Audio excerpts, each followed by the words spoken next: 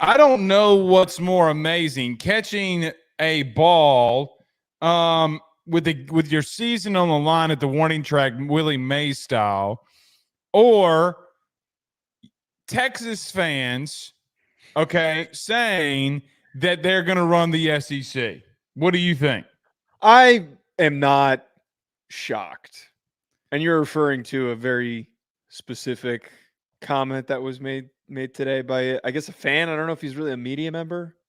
I don't know what Kyle is, but I don't know what's better because, it's funny because, Joe, we talk about this all the time. Texas fans really believe that they're going to come into the SEC and run things. They fully believe that. And I tried to tell people that that's what they think is going to happen. And I'm just going to tell you, you don't have Houston on your schedule. God forbid Quinn Ewers goes down and you got to play Kentucky at home. Newsflash, buddy, you're going to get your ass beat. Well, it's not even so much the scheduling aspect of it, of having more lighter games on your schedule. That's obviously important. But what was the catalyst for the comment by this Texas Kyle Umlong saying that he was going to be, or that Texas was going to be fine stepping into their first year? It is the physicality. The physicality is very, very important. That's not what he said. And it's not what Texas fans are saying. They said that there's an overreaction about us coming into the league, that there's nothing special about the SEC. Well, then why did you join it? Why did you join the SEC if there's nothing special about it? You know what's special about it? You're getting $30 million more a year. By the way, your Longhorn network crapped on itself because people didn't want to watch it. You're joining for more competition, which means more eyeballs, which means more money. But all of that means tougher road, much tougher road. You're not just leaving for more money. I'm just telling you, Joe, as we start this show here tonight, I'm going to continue to warn Texas and Oklahoma fans. Like I went on somebody's show, I forget the guy's name, and Oklahoma fans are still pissed off at me. They're still pissed off of me when we did their deep dive. And I'm just like, listen. We weren't even – wait, by the way, but I don't mean to cut you off on that, but I'm still dumbfounded by the comment section on that video because we weren't even really that critical. Like we were just very realistic. We've been very negative in some of these videos that we've done in some of these segments. We were very realistic with expectations coming into their first year in the SEC with a brand new offensive line. Good or bad, it is hard to succeed in that situation. And to say you go 8-4, I mean, that's a great season with all the difficulties that come out for them. By the way, speaking of the SEC, we didn't get a chance to do this. I think it's funny how on 3, at least the last couple of weeks, every time that we have a discussion on the show that's more general college football instead of individualized teams, the next day they keep tweeting stuff like and ranking stuff after we said it's not going unnoticed. And I know that one of them's probably going to be watching and they're going to be petty, but it's literally happened 7 straight episodes. So, I mean, but did you see that they posted this ESPN? They framed it as ESPN's FPI strength of schedule, and the top 10 teams were in the SEC, and then Georgia Tech. Did you see that? Yes. I forgot we did not bring that up. I did see that. Interesting. What are you implying? What are you trying to imply? Oh, I'm not saying anything. I'm just saying that, I mean, I think it's ironic that every time that we talk about hard schedules, and we were talking about hard schedules for like 15 minutes on the show last week, and then within an hour they have something out. I don't know. The only takeaway I have from that is that Georgia Tech is going to have a terrible record this year. I find that really funny that they're just randomly a number in that top 10. That's like the most random school to be in there. Well, I think aren't they the only school that's got like Clemson, Florida State, and Miami, and Georgia? Yeah, I don't know about that. I think that's a pretty tough schedule.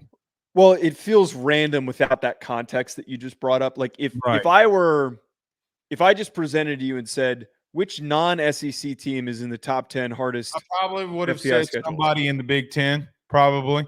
Right. You know, your guess could have been Oregon, Ohio State, USC, whatever it might be.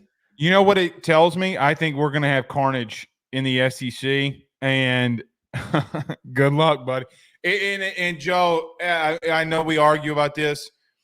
A 9-3 team in the SEC should not be created equally to other conferences. Just saying. Depends on who they beat. I mean, okay, wait. And I haven't brought this up before. A 9-win SEC team, but all 3 of their losses are to the only ranked opponents on their schedule. Oh, well, sure. Context is true, but that's not the only. That's not going to be the only ranked opponents that they play. I mean, for example, Kentucky was at 4. Kentucky's got 7. So if they go 9-3, that means they'd be 4-2, 4-3 against ranked opponents. Oh, by the way, they got to go to Texas, which means they got to upset somebody. That means they'd have to upset a Georgia. They'd have to upset a Texas. I mean, that you kind of start getting to the point where, okay, if you split between Georgia and Texas, then I don't know what to tell you. Yeah, but realistically, the ranked teams that they have on their schedule going into the season are not going to be ranked at the end of the season. That 7 number is probably going to be a lot lower than it's currently being projected as. Maybe I'm moving the goalpost just a little bit. A little. But I'm just saying, that's why I said if they got to 9 wins. Oh, by the way, super regional action is alive and well. The best catch I think I've ever seen in my life by Cam Cananelli. What a fantastic catch. By the way, they don't weed eat their outfield in Clemson. It's the most Dabo Swinney thing I've ever seen. Their warning track, they did not weed eat it. You're playing in a super regional and you didn't weed eat your the warning track. What's going on with this? What is it, like a tradition thing? Is it something that they do deliberately, or is that I think it's laziness. Ironically, I just think it's lazy. You think they can't afford a good grounds crew? Is that what you think that this is? They're busy doing something else? I know a guy who would cut the grass for free, like Forrest Gump. His name's Dabo Swinney. Or at least you'd claim he would. Probably. All right. You're not here to listen about that, but we do have some pretty good breakdowns and deep dives for you here tonight. We go up to Wisconsin here today as well. We missed our Arizona one because Joe wanted to argue about USC because he's a Notre Dame fan. You want to argue about USC. USC fans love me right now. I'm just going to – it's ironic. It's very ironic. However – we'll go out to Arizona and Wisconsin. Yeah, 2 more deep dives. 2 very, very random teams picked extremely randomly. I'm excited to talk about Wisconsin. Washington, which would have been very connected there because obviously Fisch left. Yeah. But I know why you didn't want to go there. But Wisconsin, yeah. Well, it's not that I didn't want to talk about Washington. It just I texted you last night. I was watching Wisconsin film. I was watching their offensive line. They've got a couple of kids that are draft prospects that I'm going to bring up. Their O-line's pretty stout for what they're bringing to the table, but it was fresh on the mind.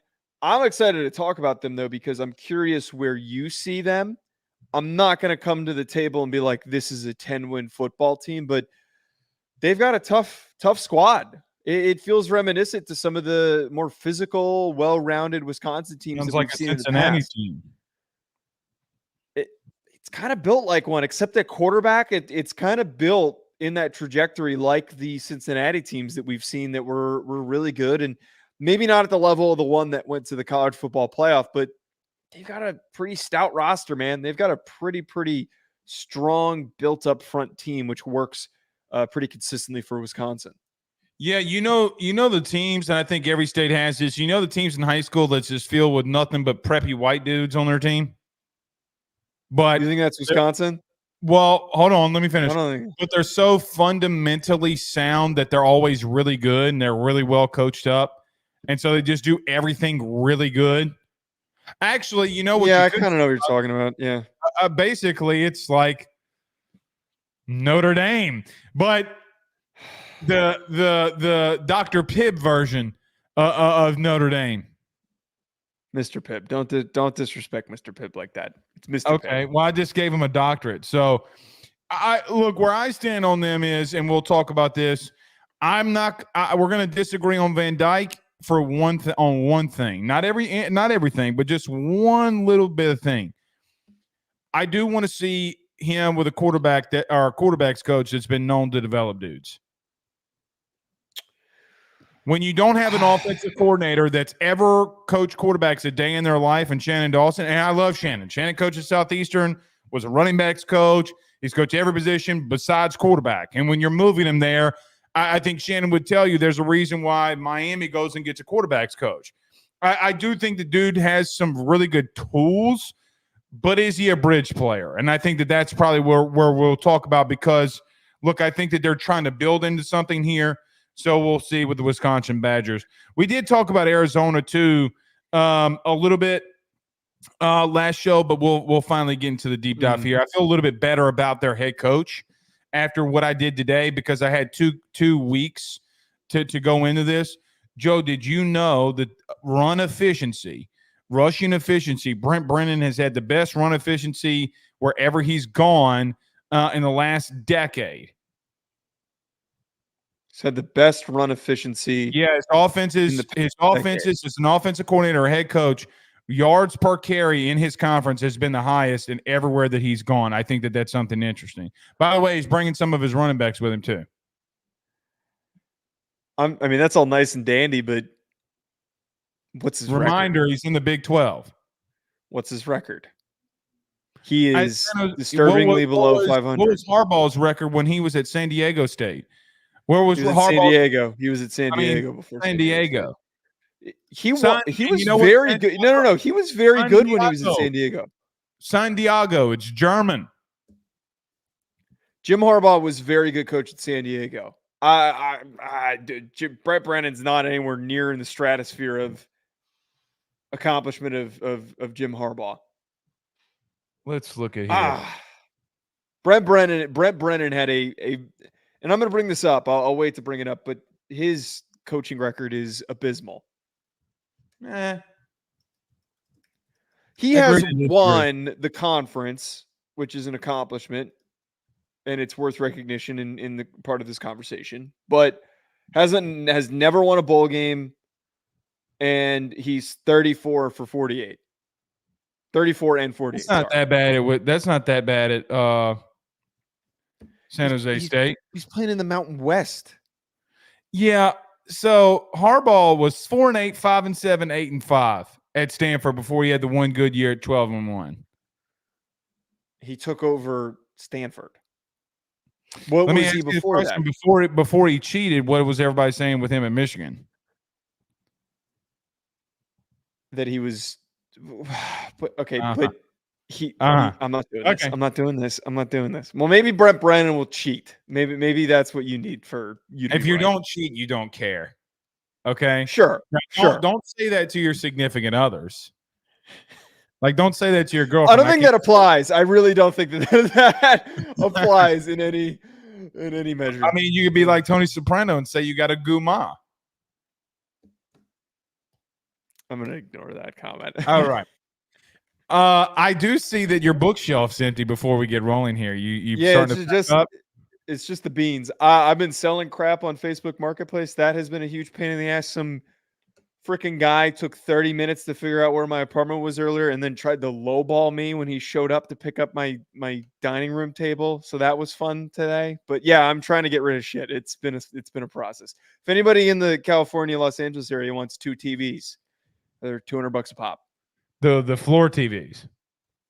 Yeah, there's now no TV console because I sold the TV console that the other one was on. So now I have 2 floor TVs. One is on the floor right in front of me so I can watch the NBA Finals. Not even joking.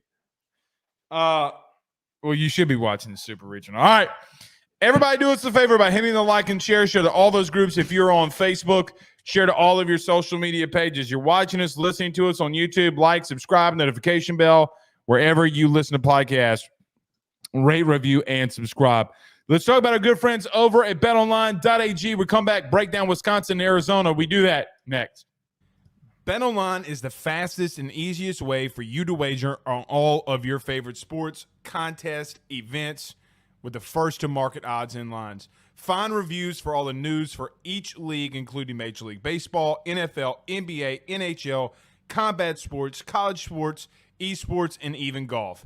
BetOnline continues to be the top online resource for all of your sports information for live in-game betting, props, and futures. Head on over to BetOnline today and use your mobile device to join and make your first sports bet. Use our promo code BELIEVE50, that's BELIEVE50, BLEAV 50, to receive your 50% off welcome bonus on your first deposit. That's betonline.ag, betonline.ag. We're back.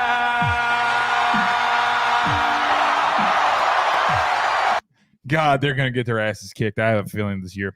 By the way, our New York Yankees are playing the Dodgers. I saw that you want to get into Major League Baseball. Maybe you can New York Yankees. I'm a Phillies fan. What are you talking about? That will be the show, ladies and gentlemen. How can you be from Jersey and not be a Yankees fan?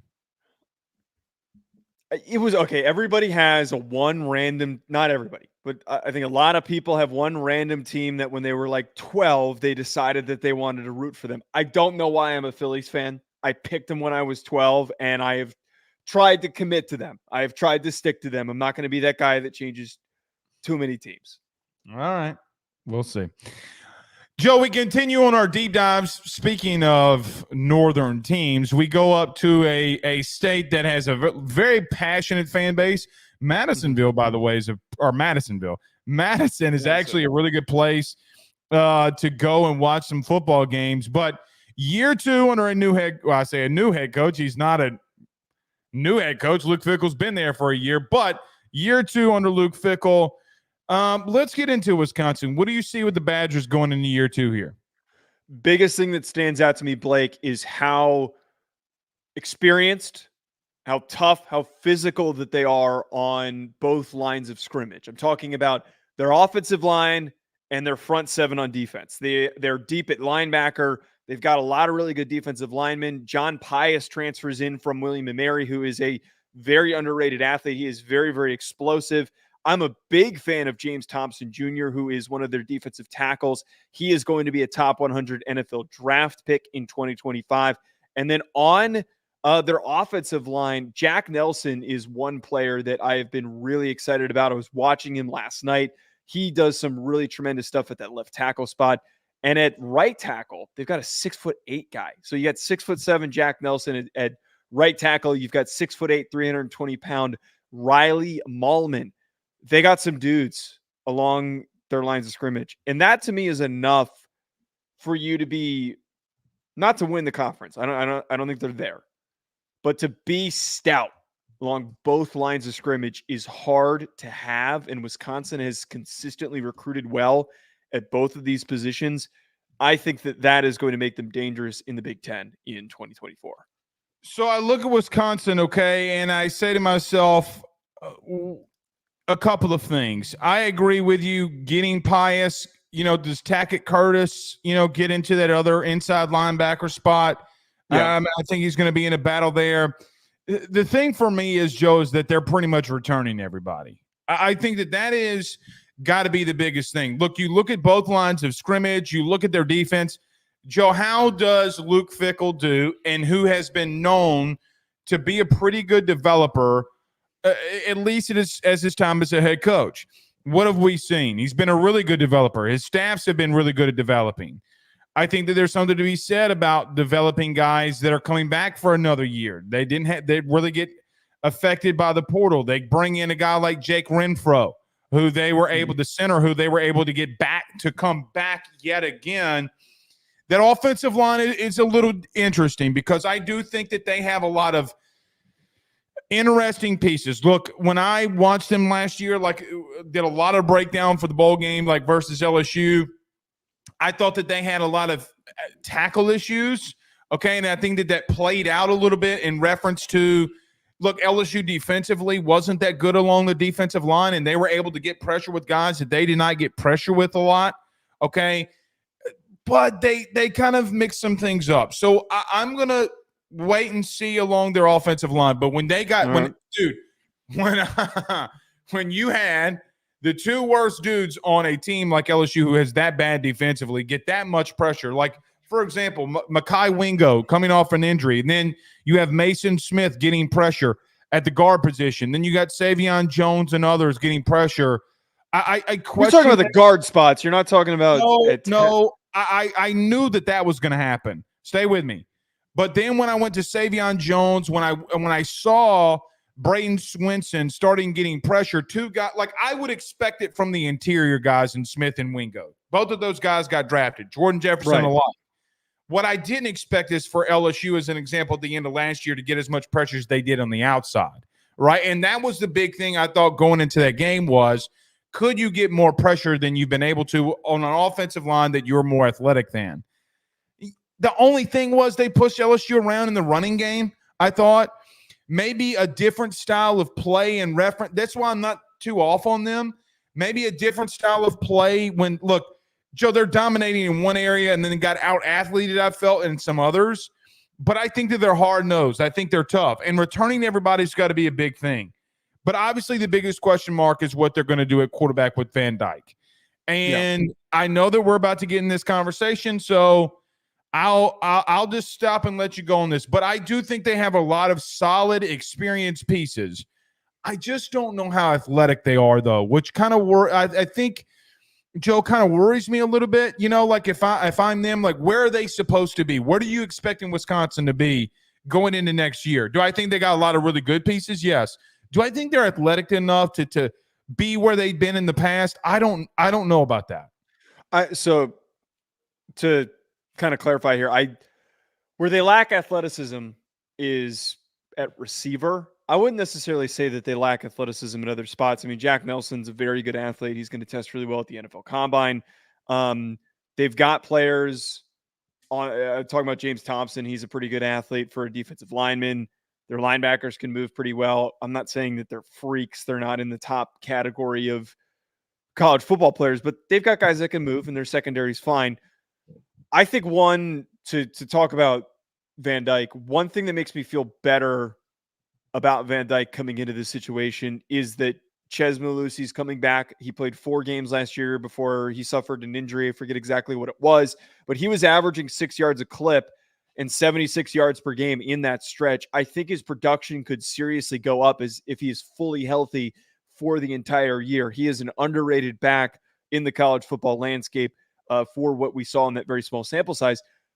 My pause with Wisconsin absolutely does come with Tyler Van Dyke. I think less will be on his shoulders coming into this situation because they're going to rely on the run game and the way that we saw that their offense operate. They didn't necessarily need Tanner Mordecai to throw the ball 35 times a game. Where Tyler Van Dyke found himself getting into trouble was when they were throwing it a lot and he was forcing throws and he was forcing decisions and he wasn't thinking things through. His eyes deceived him. Watching him play, Blake, almost feels like you're watching a pitcher who's got the yips. You know, a guy who, he can do it. He's a college version of Sam Darnold, dude. He's seeing ghosts. Honestly. I have been critical of him, and I think that there are spurts where you watch him and you see the potential of him to be a good college quarterback. I still don't think he's much of a pro prospect. He can be accurately inconsistent, but what kills him is this weird, indecisive decision-making that kills him, that leads to picks, leads to just stupid, dumbass plays. I agree that to what you brought up in the open, there's a possibility that Van Dyke in a new situation is a little bit cleaned up. A new setting could be what could help in a new conference could be what helps his confidence. But again, it feels like a guy who's got the yips and just doesn't know how to get out of the rut that he's currently in. Look, they're replacing Braylon Allen. I think it's a big thing to replace. Tanner Mordecai isn't there, and which a lot of people didn't realize Mordecai ran a lot last year, got sacked a lot last year too. Here's the thing for me with Van Dyke. I don't – what's interesting is I think he goes to a better offensive coordinator, and I think that hurts me to say that I love Shannon Dawson. Love him. I think he goes to a better place, though. I think he goes to an overall better staff, right? Like I think that he goes to a place where we've seen Fickell, legitimately develop dudes beyond their talent. When you've seen Cristobal have an unreal elite talent in Justin Herbert, he mismanaged him, right? Like I think that we all can agree to some extent that Cristobal at this exact moment, when you talk about number 10 that's in San Diego or LA now, but number 10 that's in LA, okay, with the Chargers, and even Van Dyke, I think that I think his quarterbacks have been mismanaged to some extent. Now, okay. With that being said, I don't know if I have no idea what to expect from Tyler Van Dyke. Zero. That's the only way to answer it. That's the only way to answer it. Can I give him the benefit of the doubt that Cristobal, Joe, I mean, Bo Nix as a freshman went in and beat an Oregon team that should have been a playoff team. I mean, they're legitimately making Justin Herbert run the football when Auburn could not stop them through the air. And like there have been times where we can legitimately look at Cristobal, even last year, not kneeling the ball, where he has made crucial errors in big-time moments, right? How much did that go on to Van Dyke? But Tyler Van Dyke is still out there on the field making those horrible decisions. And I don't put a lot of that on the I put that mostly on Van Dyke. I put less of that on Cristobal. I don't either. But I look at Van Dyke, though, and say, I do think that he's got some tools. There are some things that I like with him. I think that he can, when he's hot and he's in rhythm, the Texas A&M game happens. Right? And Joe, for what it's worth, Texas A&M has not been bad defensively the last 3 years. Secondary, okay. I mean, they still have like 6 dudes drafted the last 2 years. That's fine. When he's in rhythm, though, they legitimately, like, you see what he can be. But I have no clue. I legitimately have no clue what I'm to expect from him. I don't know how much they're going to ask for him to do, though, and I do wonder if he's a bridge player. I wonder. No, he is a bridge. He is absolutely a bridge player. I mean, he's right. This is his last year of eligibility. Well, and you bring in your guys, you get it to develop them. Does he start? I mean, you don't go to that place and not start, I don't think. But everybody around him needs to be better. And I do think that, look, there's something to be said that I do think that he goes into a better culture than what maybe he was in last year, potentially. So we'll see. And look, Miami's issues last year weren't all on Tyler Van Dyke either, right? Like, Joe, we're talking about them being 7-0 going midway through the season, okay? And they decide not to kneel the ball, and everything after Georgia Tech goes trickling downhill, right? Like that team should have been undefeated going in to, what was it, the Florida State week, or maybe I'm mistaken there, but I forget the big game they had after Georgia Tech. Maybe I'm misremembering. Maybe it was Clemson. I forget. But look, they blamed everything on Van Dyke. And it's funny that this time last year when we said the same exact thing, you more than me, when we talked about Tyler Van Dyke last year, Miami fans started hating on you. And then at the end, they wanted him to be done with. They wanted him out. And so, Look, I don't want to come in here and bash on the kid. I do see tools. I do see ability. I just think that, Joe, if his decision-making got better, I don't know if he couldn't be serviceable. Now, is he going to be an all Big Ten guy? No. Is he going to lead you to a playoff? No. Joe, can he throw you 20 to 22 touchdowns and maybe mitigate some interceptions and maybe be a quarterback and do some things and upset a team? Maybe. But let me ask you this question. Their schedule, what do you see their record potentially being this year? So, as I like to do with these, pinpoint the difficult games on the schedule. They play Alabama at home. They go to USC.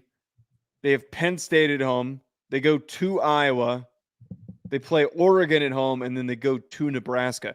So they don't actually have a very favorable draw. Like they don't have to play Michigan or Ohio State, which is to their benefit, but they're catching a lot of these good mid-level Big Ten teams, which I think is going to make things difficult for them. And I'm referring to the fact that they have to play Iowa at Iowa. They have to go at Nebraska.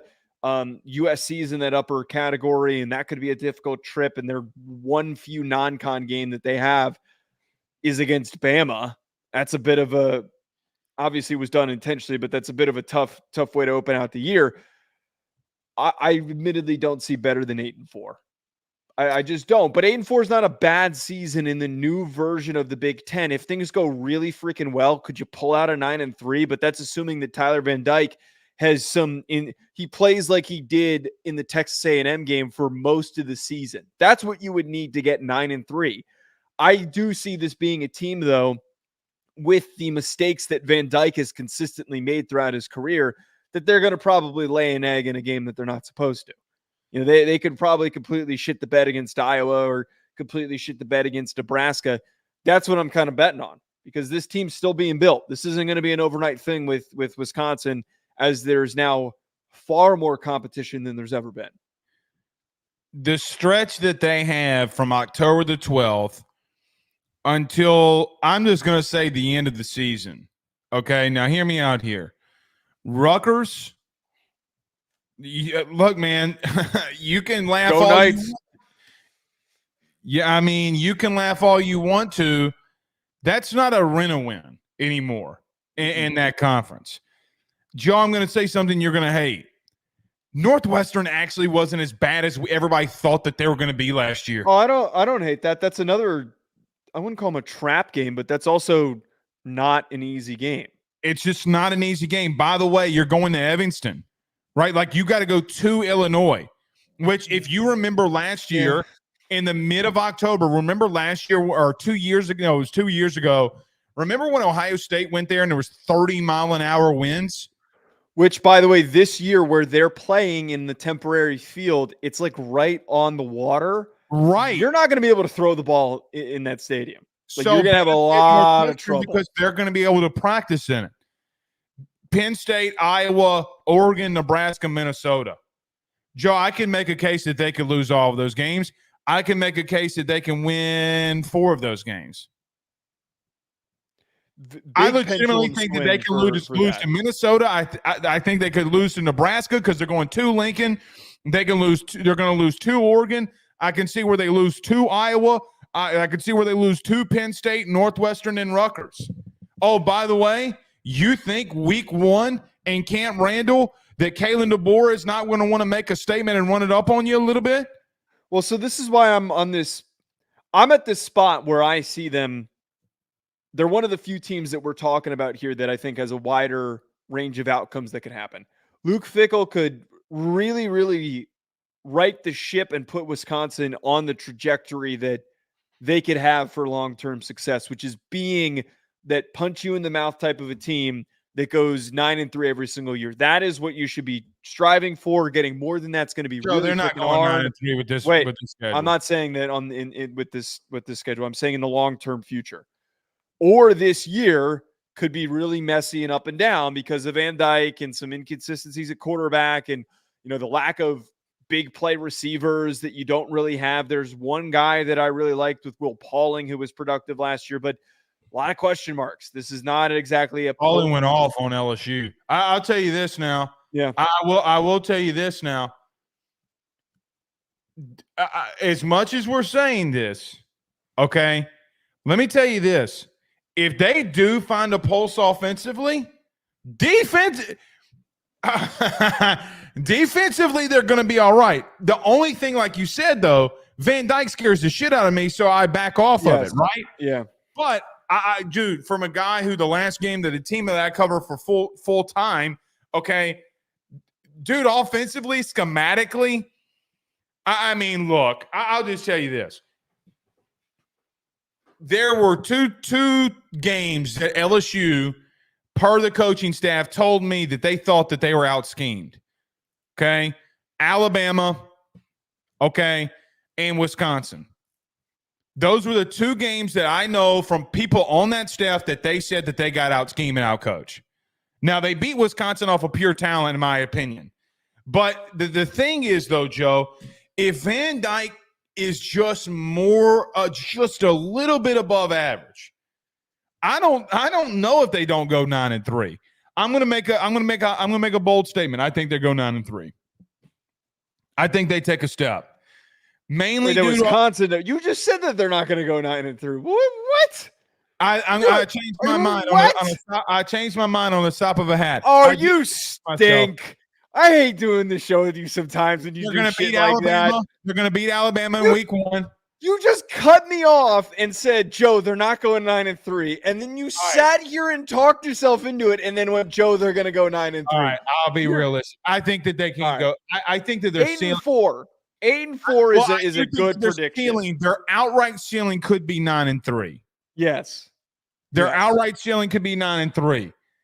But I got to be honest with you, man. I don't know if they can't beat Penn State. Because if you have a team that defensively can stop them, and you know what the Penn State versus Wisconsin game is, whose quarterback is less ass. Well, so this is why it goes in line with everything that I'm talking about here. Is that they could be probably right. They could be a team that beats Penn State at home, but then goes on to lose to Rutgers, like you talked about. There's a lot of potential to this being a pendulum roller coaster season. And I'm going to tell you something, man. I don't know in the beginning of the season. Stay with me here. Name somebody that has a more brutal week 1, week 2 than Wisconsin. Because a team that we didn't mention. Because imagine getting beaten up by Alabama in week 1, then having to fly to LA and having to legitimately stop Lincoln. Like, you get to a place where, Joe, this is a tough schedule. This is tough. My whole point. I think that, to reiterate what I'm saying, they're good enough now, and bringing back the veteran players and being strong at important positions will set them up to upset someone this year. Dude. They will upset somebody. Right. But they're also going to have a dumb loss because of some of the weaknesses that we have laid out here. Pause. Okay. If they upset Alabama in week 1. It's not Alabama. It's not Alabama. They're not going to upset Alabama. They're not. That is not going to happen. And watch that one get clipped, and that one's going to circulate if they do upset Alabama. But the upsets I would see would be USC, Penn State, or Oregon. I think that those are all viable, capable games for them to pull out. And I don't know how much of an upset USC would be, admittedly, but I think it would be an upset. Joe, Lincoln Riley and USC is supposed to beat Wisconsin at home. I know. I'm just antagonizing like I usually do. Yeah, you do. All right. You want to get to this Arizona team? Yeah, let's talk about it. All right. Joe, we were supposed to do this in our last episode, but because we were arguing about USC so much, we couldn't get to it. But now we go out to Arizona. We talk about the Arizona Wildcats. I'll kick it over to you first. Look, a lot of changes have come to Arizona. Your thoughts on the Wildcats? Yes, I was not super excited about the Brennan hire. I think he's a fine G5 coach. His record does not really indicate a guy that you're going to be super excited about leading your football program. I think the timing of it made it a bit difficult for them on their options that they had when Jedd Fisch left to go to Washington. They have some elite premier talent in Noah Fifita, in Tetairoa McMillan, in Jonah Savanea, who is going to be playing tackle for them this upcoming year, who is a very, very gifted tackle prospect. Tacario Davis out at corner, 6'4". He can move. He is going to be one of the best cornerbacks, if not the best cornerback in the Big 12. Those guys will get picked early in the 2025 NFL draft, and those guys will help them win important games on their schedule. But I am, Blake, not optimistic that they will last the whole season. And if you look at what happened to them in the transfer portal, it really sucks, man. It really sucks that their guy left and took a bunch of kids with him. They had 20 guys leave the program. They didn't lose the premier players. We thought that Fifita and McMillan would leave. They didn't lose them. So they're going to be fine at those positions. But I'm worried about their depth. I'm worried about what happens later on in the season when guys start to get hurt, when you need guys to fill in. I don't know what their depth looks like. I'm not saying I know that for a fact that they're going to be screwed, Blake, but I just don't know how I feel. Losing 20 guys. That's a lot of roster shuffling. Teams that normally lose that many guys historically either are really good or really bad because they're bringing in a lot of people too. Here's where I am with them. I'm with you. I have no idea what they're going to be. I know of 3 dudes that I know that can play. I will tell you this. I went and looked this up today because I was like, I knew that you were going to come in here and say that you hated the Brennan hire. So I'm like, all right, well, you know what? I don't know enough about him. I need to go, like, statistically, schematically, I need to go find out more about them. Joe, everywhere they've been, they've run the football down people's throats, though, regardless of what conference, regardless of where they're at. And by the way, he's brought a running back with him.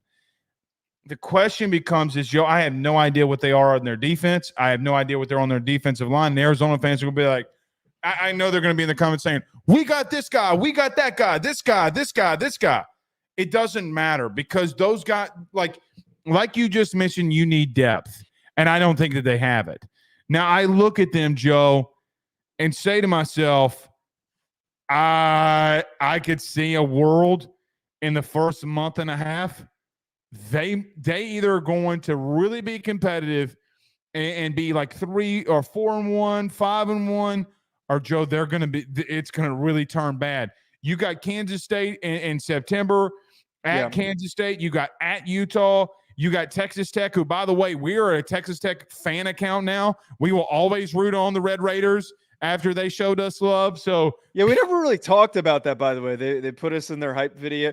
Someone commented, side note, someone commented last week when we talked about Oklahoma and was like, why do you guys keep talking about you guys getting clipped? Like no one ever else mentions this, like basically implying that we were being pompous for implying that people get upset over. And I almost commented back. Everybody talks about themselves getting clipped. Yes. And I almost responded, but I was like, I'm not going to do this. I almost said, go look at the Texas Tech hype video that they just put out. What, like, our quotes get pulled, good or bad. It happens once a month. By the way, the person that so I was driving to Atlanta the day that came out. Yes, I remember when you texted it. The person that texted it to me is the biggest college football media account in the country. Oh, is it paid? So stop! Don't you dare tell me that it's not a big deal for people. Getting back to the point, Joe, they got to go to BYU. I mean, when the Mormons as dangerous of a game as when the Mormons get rumbling, it's a trap game. Oh, by the way, you God forbid you don't know what you're doing defensively and you don't have the depth by October 19th when you face Colorado. Look, we talk a lot of shit about Colorado on the show. You know what? One thing we don't talk shit about them, how good they've been offensively. They can score points. I just think that Fifita and McMillan are going to have to go off, Joe. I mean, I really think but I do think that something that is being slept on is how effective I think that they're going to run the football. You talked about their tackle that may be pretty good. I don't know, Joe, if they're not going to run the football pretty effectively. Brennan, you got to give Brent Brennan this.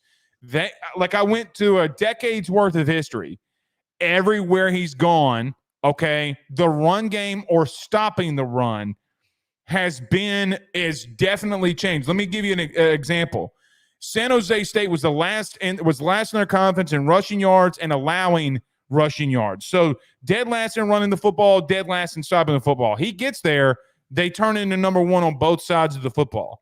The things that I think that he does in his principles and philosophies might help out Fifita. I think that he is a hard-nosed coach. And Joe, you know what else is interesting? What did he do and what did he convince those guys in McMillan, Fifita not to leave? What was he saying behind the scenes, and what was the schematics behind the scenes for them not to leave? I think that had less to do with him and more to just do with the fact that they wanted to. I'm going to get killed for that one, but they just wanted to stick and finish what they started. I think that was probably the most of it. You really believe that McMillan didn't get it when Fisch went to Washington? Oh yeah, they absolutely were probably pursued by people to leave, and then Fisch probably propositioned them. I mean, it was vaguely reported on when all that was happening that people thought that they were going to end up flipping and going to Washington. All I'm saying is I just think that it had less to do with Brennan and more to do with that they didn't want to abandon the school that they started their careers at, and they wanted to finish what they started. I think that that's what it was. That was the way I read into it. I don't know. Joe, I can see them being a high productive team. Okay, I could see them falling flat on their ass.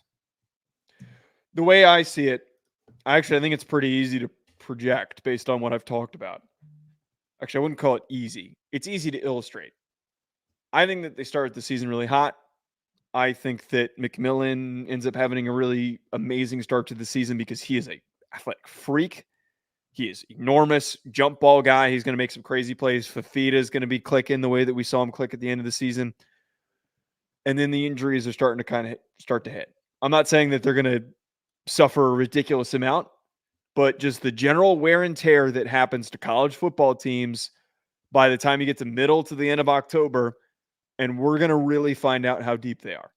If the depth isn't an issue and Brent Brennan knows how to work around it, they can maintain their trajectory. They can finish 9-3, maybe even better than that.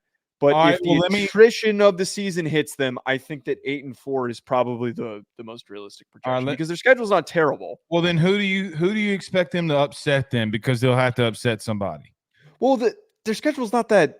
Their 3 hardest games. I wrote down 4 hard games. Kansas State, they don't beat. I think the Kansas State beats them. Utah beats them.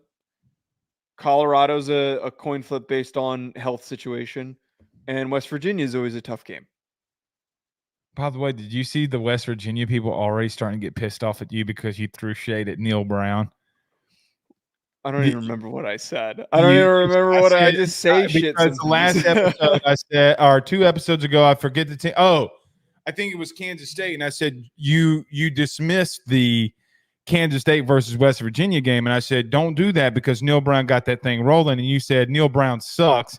And then people started, for once you didn't get clipped, but they just started adding you on Twitter and saying you're an asshole. I didn't get added on Twitter. Yeah, you did. I saw it.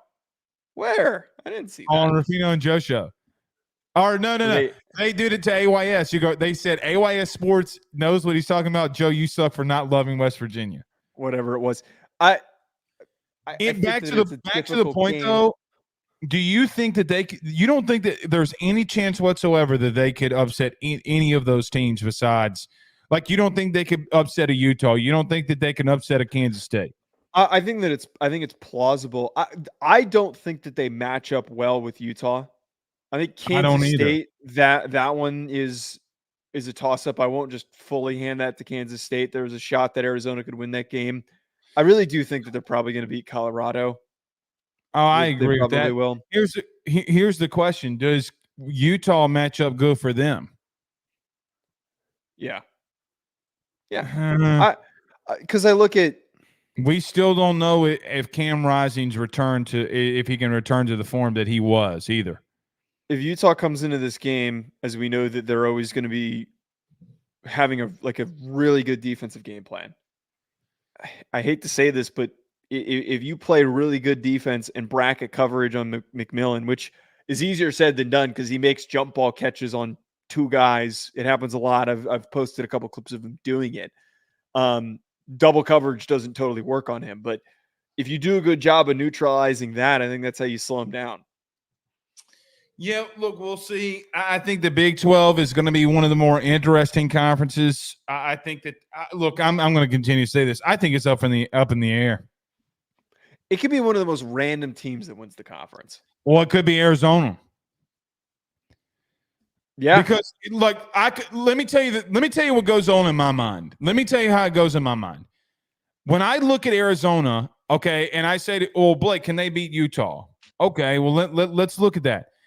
Joe, what if Cam Rising doesn't come back to the place that he was? Right? Like, what if he's not the same guy that he was? A year off of football is a year off of football. Early in the season, but I can also say, look, you go into Utah and you play like on the road there, it's very difficult. God forbid that game's at night. Kansas State, it is what it is. Joe, I'm going to be honest. Outside of those 2 games, I think everything if everybody came to me and said that they're going to beat everybody else in their schedule, okay. Well, okay, again, that's why I'm giving them they're going to have a good record next year. They're going to have a good record because they're not exactly playing tricky opponents. God forbid, though, Joe, if they're 10-2, then what? Well, they go to the playoff and they might win the conference. They're not, but we're not going to go down this rabbit hole. If you go 10-2, that's in a team in 9-3 in the SEC or Big Ten, stop. But I don't know if they're not competing for a Big 12 title game. This is what's weird about the Big 12, as we've kind of talked about. There's really a realistic shot because a lot of these teams don't necessarily. For a lot of people, run Joe, into. We're gonna get to West Virginia. I know you're gonna clown this. Yeah, they're not gonna. What I was gonna say though is that there's a shot that 4 teams could go 10-2. Like there's a potential for it. We laid out the groundwork for Kansas State, for Kansas, how it can happen. Utah, it's very realistic for it to happen because we know that they're just a really hard-nosed team that's always really freaking good. And then as we're talking about here with Arizona, if the depth issues don't play into it, they could end up being 10-2 as well. You got to stop with this, with the hate for the West Virginia people, man. I'm not hating on them. I'm just being realistic. I mean, they won the Duke's Mayo Bowl last year. Neil Brown got mayo poured all over him. Okay, is that what the threshold is? I mean, all I'm saying is, look, the 2 teams that they played last year are out. Like you don't like like Joe, again, you're talking about teams that went 9-3 last year, and some of those losses that they had were against Texas and Oklahoma.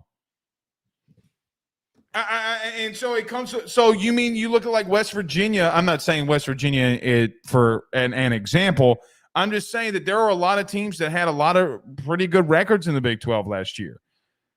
And a lot of those lost, like Kansas. I mean, this is literally what I just said, though, was that there's a possibility for 4 teams to end up finishing 9-3 or 10-2. I'm not disagreeing with you. I'm agreeing.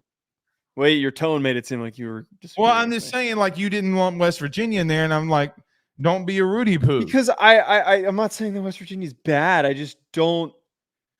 West Virginia, they're fine. You know, they're a good team. You know that West Virginia was the not only the meth capital of the world, it's the incest capital of the world. See, I say what I say about West Virginia. That's what's going to get people upset. But that comment is going to get completely looked over. I mean, they love actually both of those categories. Is it? I don't know if it's really both of them, but I know that they have a lot of incest, and I know they have a lot of. Thanks. Hey, the best coach of all time is from West Virginia. Multiple. Yeah, Multiple Jimbo. Best coaches. I forget who else. There's a lot of coaches that are from West Virginia. Yeah, Jimbo. Jimbo Fisher. You know, Nick Saban. I read an article not like a few years ago that was basically highlighting how there's this one region in West Virginia where a lot of the coaches come from. It's very random. Yeah. Well, hey man, maybe it's not where the incest is. Maybe it's where all the incest goes to. People go not to be incest. Look it up. Google it. Google it right now. Google it right now. Tell me that I'm not wrong. The most incest. I can't believe I'm looking this up. What state has the highest rate of incest? Oh no, this is not. This is incestaware.com.org. Is this what we're looking for? I can't believe that we're. I think this is going to require a little more homework than. Yeah, I think West Virginia is up there. I can't find like an actual like solidified answer. Oh no, it's not. It's not. You want to know the top 10? It is Kentucky, West Virginia, Maine, Delaware, Virginia. So it's not even in there. Great. Well, it's not even. It's not even. They're number 2. Okay. But here's another thing that's kind of outside of Kentucky, man.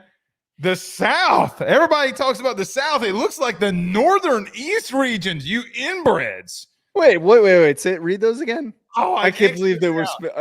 What was the Kentucky, website? West Virginia, Delaware, Maine are in your top 4. Vermont is in the top 10. there's only a couple that are northern. Those are 3 that are northern. The rest of those are southern. 4 of the top 7 are in, but you would have think it was like everywhere else, like Alabama. I'm sure which Alabama is number 6. You know who's not on that top 10? New Jersey? Louisiana. No, New Jersey's number 10. Is that an accomplishment? Yes. We just don't tell everybody. All right. Hard-hitting journalism happening on this show right now. Oh, okay, what else are we going to talk about? Anything else you want to close the show out with? No, we don't condone incest. All right. Anything else going on in college football you want to mention before we get out of here? No, what teams you want to do tomorrow? Should we do it? Should we do Washington? We need some goddamn news, man. There's not going to be any. Here's the thing. There's not going to be any. There's nothing else that they can do. The only thing that they can do now is I do think that there could be some bombs that drop, sometime this summer in reference to what they do with NIL and stuff like that. But, Joe, I talked to an associate AD at an SEC school. What was the last day we did our show? Wednesday or Thursday? It was the same day because I was on the phone with one of them before our show. He said, Blake, we have no idea what they're going to do for Title IX. Like they have no clue. Yeah. And so like it gets to a point where like that's the conversations that they have. So I think what's kind of fun too. I'm kind of glad that we're done with this to some extent. Like this. Remember this time last year we were talking about Florida State wanting to leave the ACC. Well, I will say though those were some of our. Not our most watched shows, but that definitely was like a preseason catalyst for viewership. So that was as a college football purist, I'll take it. All right. Anybody in the comments? Oh, they're mad at us. They're mad at me. Desert Man says West Virginia plays Penn State. That's a win. Kansas, Oklahoma State, all wins. They're going to win every game on that. Sure. Let's go Mountaineers. Don't let me down. Oh, they've got a hard schedule. I got one for you. When the new video game comes out, who is the G5 team that you're going to select to work your way up to be a head coach at a P5 or P4? The 2 that I'm deliberating right now is Kent State and Eastern Carolina. Those are the 2 that I'm currently sitting on. The Pirateers. I am going to go with Louisiana Tech. I'm going to keep it local. But can I tell you a team that I really am keeping my eyes on? Who? I don't know if I don't want to do Coastal Carolina because of their uniforms. I think it's their stadium kind of. It's kind of the turf is cool, but it's not very big. Hey, and before we get out of here, did you see the people at Texas State were pissed that they missed the upper deck of their stadium? Yeah, what? Like, what do they care? Well, first off, if they're going to be in the game, how about you don't forget the upper deck? I mean, come on now. All right, that's number 1. But number 2, did you see the player from Texas State? Yes. 3 overall? Yeah, but it's like, bro, you're the backup left guard on Texas State. Like, did you expect you were going to be a 95? What did you think was going to be? No, but in the 50s. In the 50s. We're talking about a backup G5 player. You can't make it. You got to make them in the 60s. Backup underclassman G5 player. Okay. You need to have a talent disparity gap with this stuff. By the way, did you see that they had the here's the thing for our school. Do you know that they have LSU's band playing neck? I did see that. Playing neck. Pretty sick that they put that into the game. Do you understand? Okay. I know it's a big deal for y'all. It's not necessarily okay. Let me just tell you this. First off, we got to get you to a game. I need to go to a Notre Dame game, and you need to go to an LSU game. If there's one at night this year, and both teams are relatively good, shit's going to get weird because LSU did not really have a big-time home game this year at night. I mean, it was kind of like, they had some, but they were on the road. Florida was one of them. Florida was one, but Florida was down. But Jane Daniels went off. But like the Alabama game this year with Nick Saban not being there, oh my, it's already sold out. Really? Oh, dude. They are ready to pound on that Kalen DeBoer ass. And it is what it is. I can't wait.